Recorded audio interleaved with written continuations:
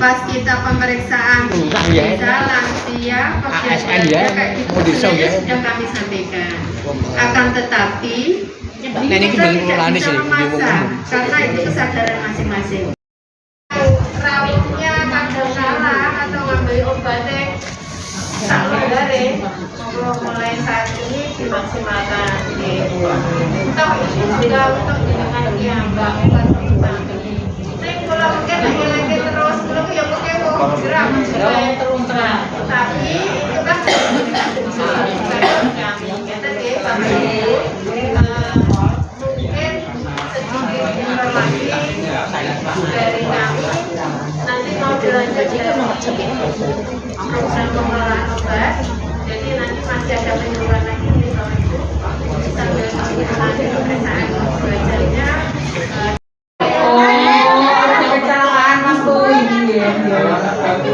Mari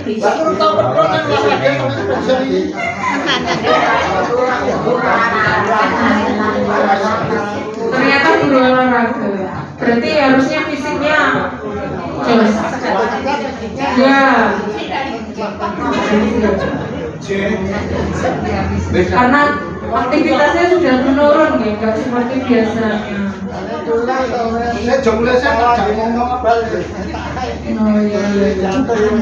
Nanti mulai diterapkan kontrol dan minum obat. Coba dulu sebulan. Nanti ada nggak bedanya? Maksudnya tambah enteng nggak badannya? Terus dulu 1 bulan itu kontrol dulu. Nanti dirasakin dulu. Tidak karena habis obatnya itu tapi obatnya habis itu jenang di waktunya minumnya teratur diminumkan yang teratur katanya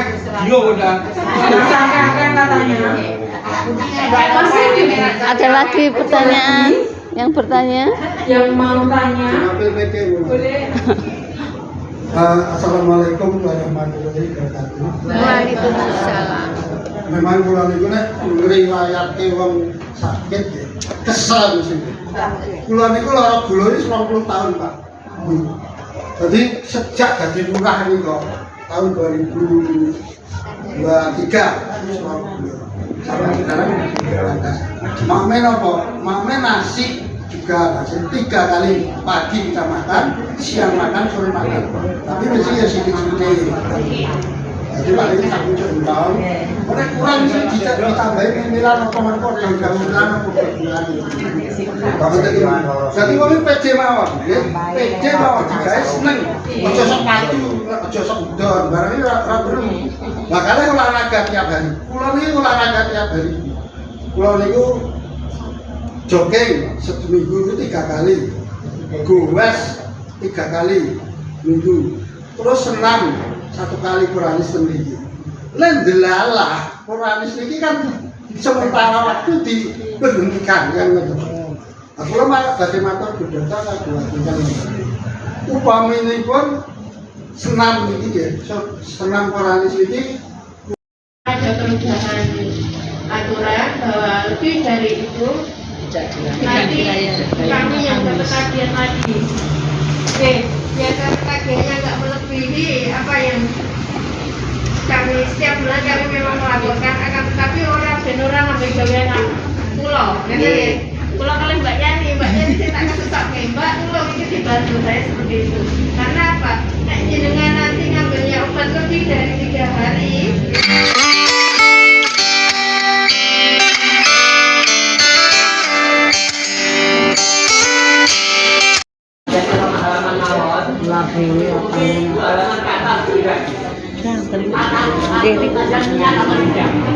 Dua halaman awal santan hukum. Ini sudah saya coba. Saya ngajak dari saya sendiri, terutama Bapak Ibu monggo. Apa soalnya aturan ini besok di hari kiamat akan membantu kita memberi sabar kita. Ini sampai dari Nabi Muhammad itu tapi kalau khusus aturan ini nanti akan memberi sabar kepada pembatalnya. Apalagi apa boleh panjang akan tidur membaca surat Mulk. Al-Mulk itu 3 ayat. Besok akan memberi tolong kepada kita di alam kubur. Percaya boten, nambah boten. Wis niki ada dalilnya. Besok kalau panjenengan di alam kubur sana, kalau ada kesulitan, surat Mulk itu akan membantu kita. Nah, itu panjang indake sing aturi kula, panjang itu pahala. Saya diminta ngisi tentang obat-obat hipertensi, pengelolaan obat hipertensi. Hipertensi artinya apa, Bu? Darah tinggi. Darah tinggi. Ada yang mengkonsumsi obat hipertensi? Ya. Ngacung dulu. Amlodipin. Apa aja? Amlodipin, terus Kandesartan, Ramipril. Banyak, saking banyaknya obat. Rutin apa enggak minumnya, Bu? Nah, tenane. Sok-sok ya lupa, sok-sok jamnya ya tidak tepat, apalagi sok-sok orang digawa nek pas pergi ke tempat cucune, nek dolan ya ora ke bawah, apalagi ada yang bawa kalau dolan. Menjopo tinggal mati tidak ada apa-apa. Kalau itu saya udah miliatan. Kawan kita ada yang punya uang miliatan. Sabarnya yang luar negeri dipanggil Allah sebenarnya duitnya gini apa? Waduh, astagfirullahaladzim. Dari Pak Bayan ada nih. Wah, jajan gampang itu bisa memperpanjang umur. Rasa dadaan, rasa dadak mirip-mirip. Punya uang, gagal. Semua wanita rakyat. Wah, sekarang tanya. Saya salah dikasih. Jadi kami tolong. Nek iso, senang esuk iku bisa. Lah yo kok kabare sename macet yo pagi. Senang macet. Oh anu to, kami gak duwe to. Pasang kali susah. Kira masih juga nambah umur. Duwe pasang punya telung rombongan.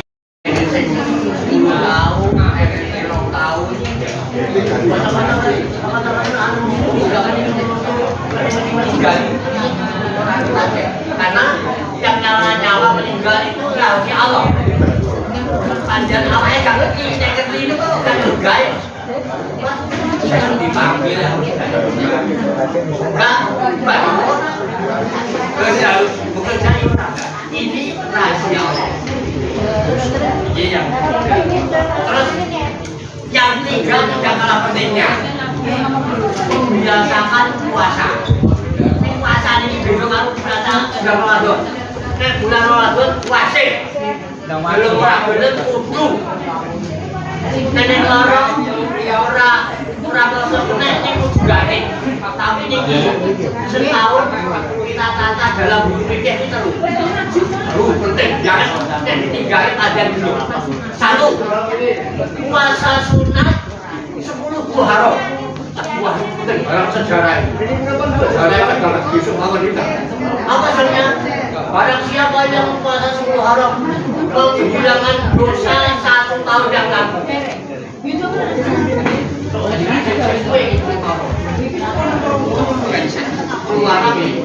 Ini seperti Pak. Itu ada sunatnya. Anu itu pahala dari tidak boleh. Kalau saya katakan kali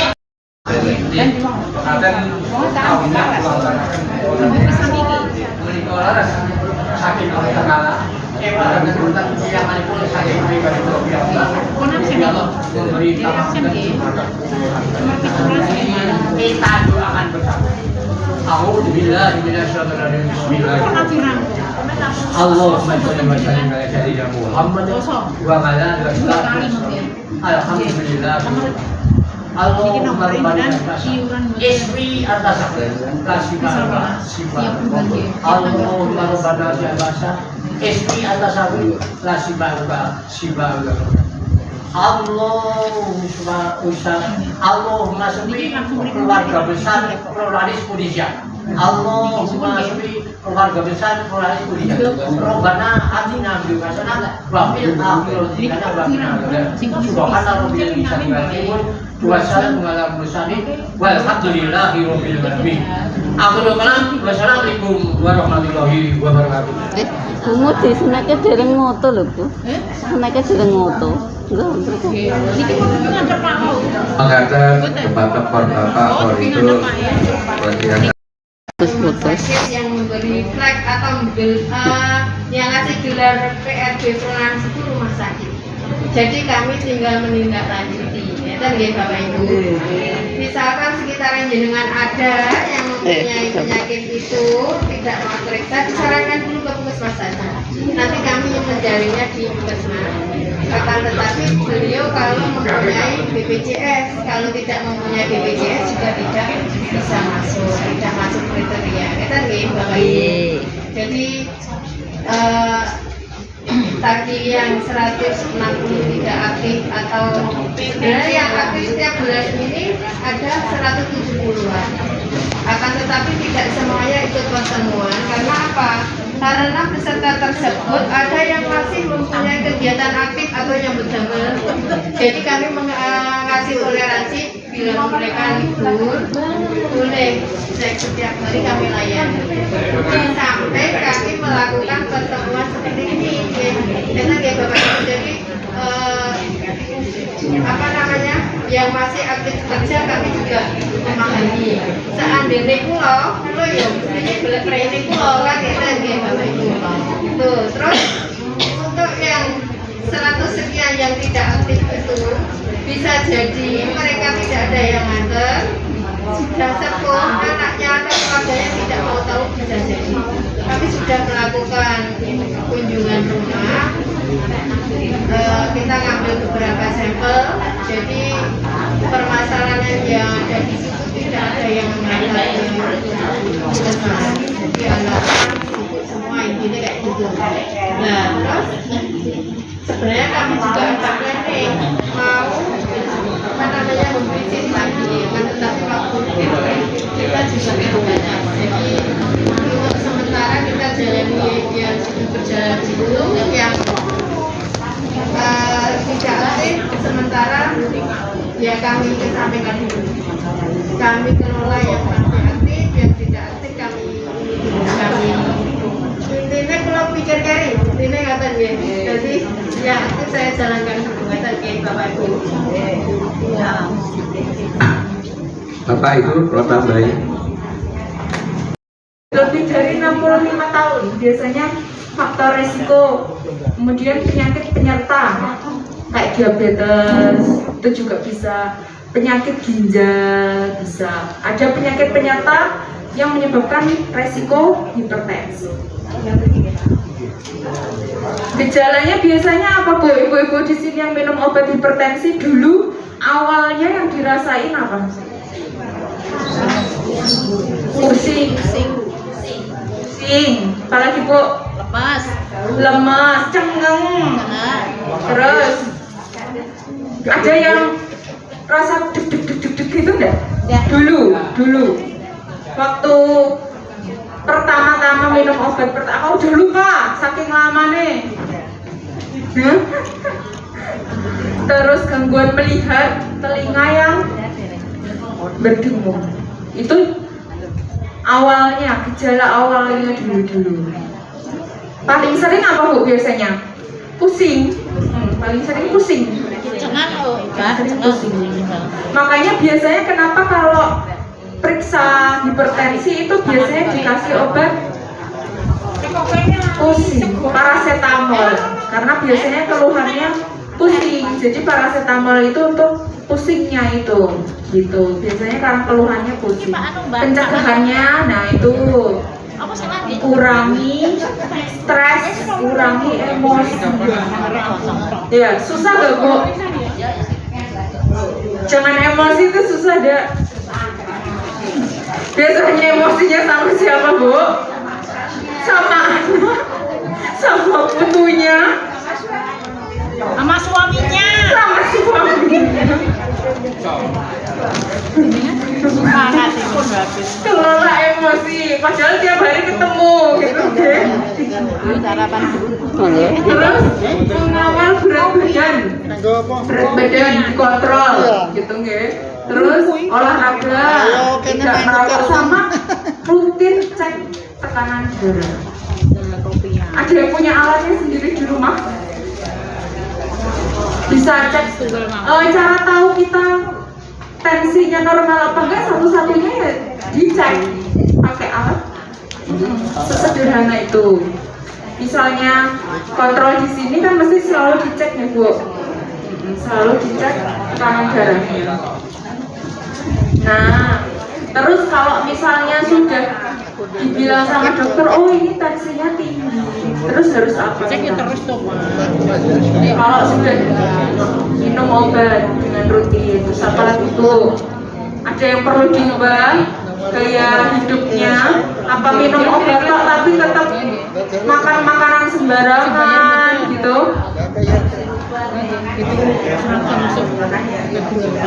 Maka itu kandani piro Sudah dilakukan apa belum? Ini sudah dilakukan. Makannya diperhatikan. Terus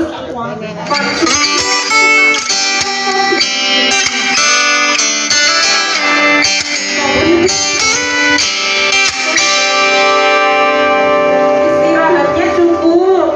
Biasanya tidur berapa?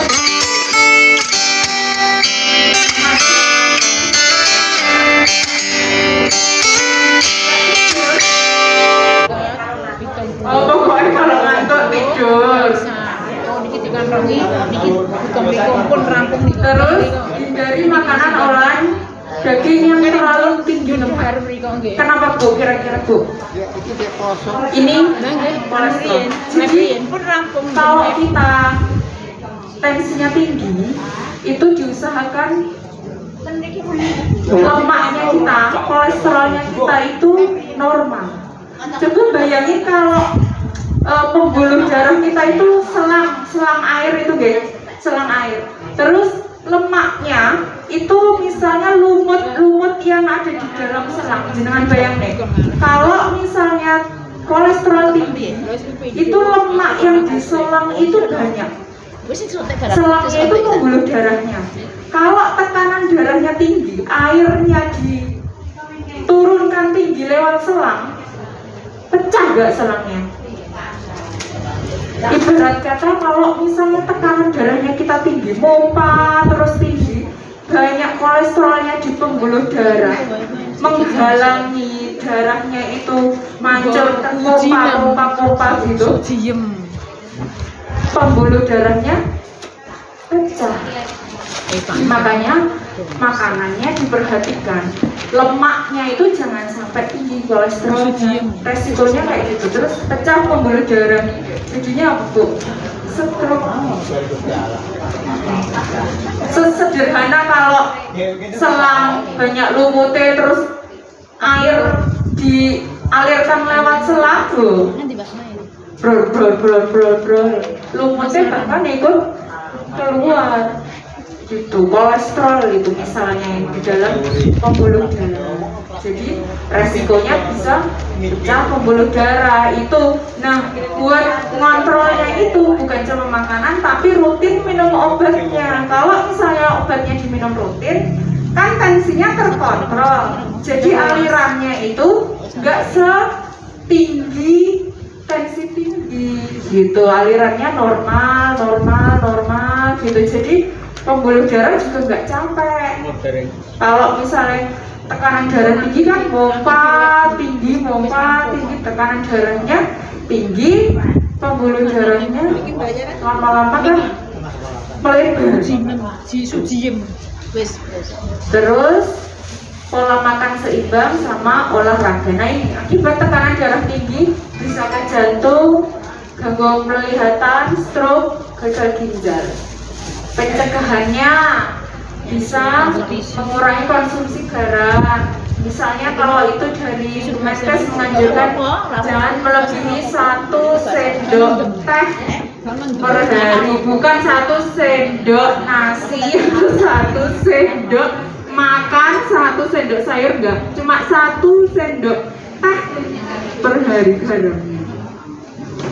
Terus aktivitas fisik, misal jalan kaki, olahraga 30 menit per hari sudah cukup. Liburnya Sabtu Minggu nggak apa-apa, yang lain tetap olahraga 30 menit aja sambil jalan kaki santai aja. Terus tidak merokok, diet seimbang, makanan-makanannya mempertahankan berat badan sama menghindari alkohol. Pencegahannya itu tadi, pengendaliannya kita kalau misalnya sudah dianjurkan sama dokter minum obat ya diminum.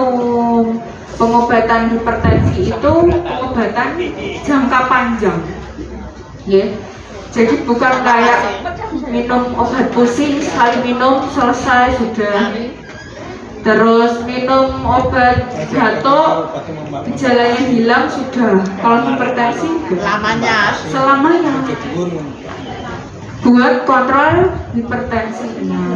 Nanti kalau misal di tahap awal sudah ketahuan hipertensi, sudah terkontrol bagus, dokter yang memutuskan kita bisa selesai minum obat, sudah stop minum obat atau tidak itu dokter. Jadi pentingnya yang namanya kontrol, gitu. Kalau memang harus dianjurkan minum obat itu juga bukan hal yang buruk deh, karena jenengan bisa terkontrol tensinya. Terus selain itu juga menjaga biar tidak terjadi komplikasi ke ginjal misalnya.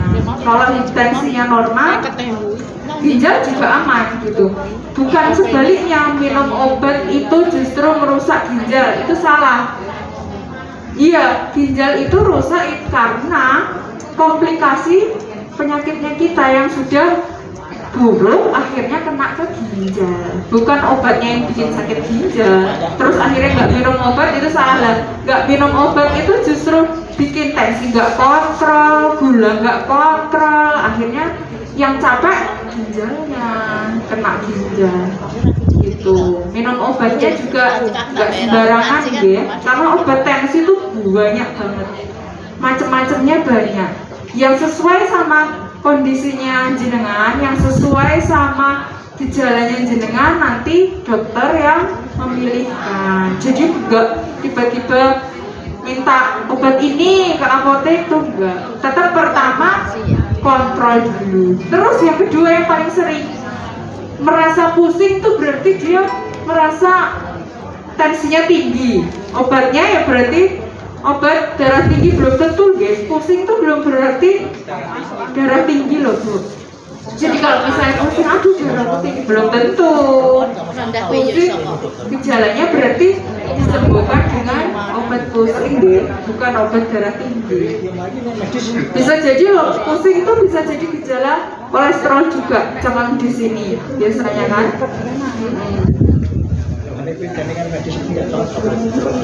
Terus selanjutnya, nah nih kita lanjut ke obat-obatan hipertensi. Tadi ada yang bilang pril itu yang mengonsumsi obat belakangnya pril siapa, Bu? Captopril, Ramipril, Lisinopril. Ada yang minum Captopril? Captopril ada yang minum? Captopril itu sesudah apa sebelum makan? Sebelum. Yang minum Captopril minumnya sebelum makan. Karena Captopril itu dia interaksi Bu sama makanan. Jadi Captopril kalau ketemu sama makanan dia efektivitasnya turun. Makanya dia diminumkan sebelum makan 1 jam atau setelah makan dijarak 2 jam. Jadi intinya pas perut kosong biar nggak ketemu sama makanan. Kalau ketemu sama makanan dia turun efektivitasnya. Itu khusus Captopril, ya. diberikan pada perut kosong. Kalau sudah terlanjur makan ya berarti nanti 2 jam setelah makan gitu. Kalau lupa terlanjur makan, minumnya nanti setelah makan. Golongan pril-pril yang ramipril, kaptopril, lisinopril itu biasanya diberikan untuk pasien hipertensi terus ngalamin diabetes juga. Itu biasanya pril itu. Efek samping yang paling sering kaptopril itu biasanya paling sering batuk. Batuk kering. Itu paling sering. Makanya biasanya kalau jenengan dikasih 1 kali sehari, minumnya pagi, jangan malam. Efek sampingnya batuk, nanti nggak bisa tidur, tambah tinggi tensinya. Iya. Kalau dikasih pril itu minumnya pagi, jangan malam. Terus kalau misalnya batuk udah nggak tahan, bilang ke dokternya, minta ganti aja, karena efek sampingnya batuk. Jadi kalau misalnya ke dokter nih, Bu saya batuk gitu ya, terus ditanya sama dokternya, ada konsumsi obat yang lain nggak? Bilang kaptopril. Oh, berarti batuknya itu karena efek samping obat kaptopril ini. Kalau dikasih obat batuk, kira-kira pas nggak Bu? Nggak pas, karena kaptoprilnya kan nggak di stop, tetap ada batuknya karena tetap minum kaptopril gitu. Kalau misal nggak kuat, minta ganti obat hipertensi golongan yang lain gitu. Jadi kalau ke dokter jangan cuma bilang keluhannya, tapi bilang saya minum obatnya ini. Jadi kalau jenengan punya obat di rumah, dari sini nggak ngasih lagi. Fungsinya apa kalau di sini nggak ngasih? Supaya jenengan nggak minum double. Jenengan nggak bilang punya obat tensi di rumah, dari sini dikasih obat tensi, minumnya kan berarti double. Atau nanti bilangnya sudah terlanjur di apotek, saya punya ini ya. Nanti kan berarti harus balik lagi ke dokternya gitu deh. Kalau periksa ke dokter, bilang saya minum obat ini, biar dokter juga tahu harus memberikan obat apa gitu ya. Efek sampingnya batuk, lemas, ada ruam biasanya, tapi nggak selalu terjadi di setiap orang yang mengkonsumsi dia, hanya di beberapa orang yang sensitif aja. Kontraindikasinya, nah biasanya yang pril ini tidak boleh untuk hamil, tidak boleh buat pasien gagal ginjal. Pril itu nggak boleh kontraindikasi. Lanjutnya golongan sartan. Ada yang minum sartan, kandesartan, losartan. Biasanya setelah apa sebelum makan Bu? Sartan ini Bu? Sudah makan, betul. Kandesartan, terus kandesartan ada 8, ada 16. Di sini minumnya berapa biasanya Bu? 8. Ada yang 16. Ada losartan juga, minumnya setelah makan.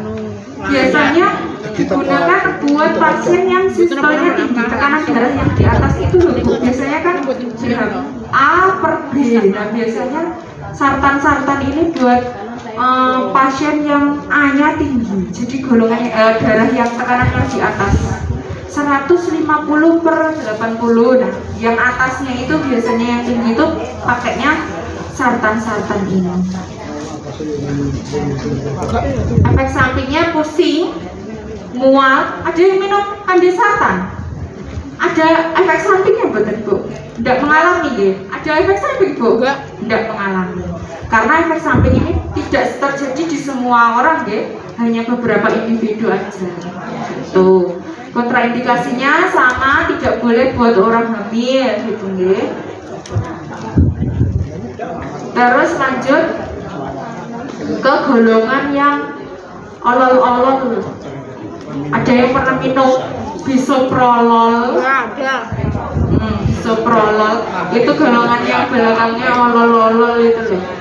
Propanolol. Biasanya sebelum apa setelah makan Bu? Setelah makan. bisoprolol, propanolol itu setelah makan. Tidak boleh biasanya tidak boleh untuk pasien asma dan jantung. Golongan beta blocker itu namanya. Karena efek sampingnya dia bradikardi itu menurunkan denyut. Jadi denyutnya jadi lebih lambat ya. Efek sampingnya itu menurunkan denyut jantung, bradikardi. Obatnya propanolol, terus bisoprolol. Dosisnya berapa Bu bisoprololnya? 2,5. Ibu yang berapa dosisnya? 2,5 sehari sekali. Ya. Sehari sekali. Bisoprolol 2,5. Bisoprolol itu ada yang 2,5 mili, ada yang 5 mg. Minumnya sama setelah makan. Terus lanjut obat yang selanjutnya